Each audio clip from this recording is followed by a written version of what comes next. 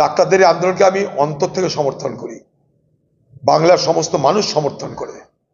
বিচার হয়নি, বিচারের নামে প্রহসন হয়েছে। এই প্রহসন করবার নায়িকার নাম মমতা ব্যানার্জি, যিনি কথা দিয়েছিলেন যে আমার পুলিশ ধরে দিবে, গর্ব করে বলেছিলেন আমাদের পুলিশ ধরে দিল, আরও বলেছিলেন আরও 5-6 জনকে ধরে দিচ্ছে এক সপ্তাহের মধ্যে। সে এক সপ্তাহ আজও পার হয়নি। মমতা ব্যানার্জির দল বলছে যে পশ্চিমবঙ্গ পুলিশকে সব তদন্ত দিলেই ঝামেলা মিটে যেত। পশ্চিমবঙ্গ পুলিশের নাকি এতই ক্ষমতা যেটা সিবিআই পারেনি।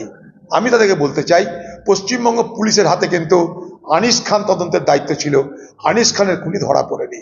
পশ্চিমবঙ্গ পুলিশের হাতে খড়গপুরের ফাইজান, যাকে হত্যা করা হয়েছে ইউনিভার্সিটির মধ্যে, তারও তদন্তভার ছিল, আজও কেউ ধরা পড়েনি।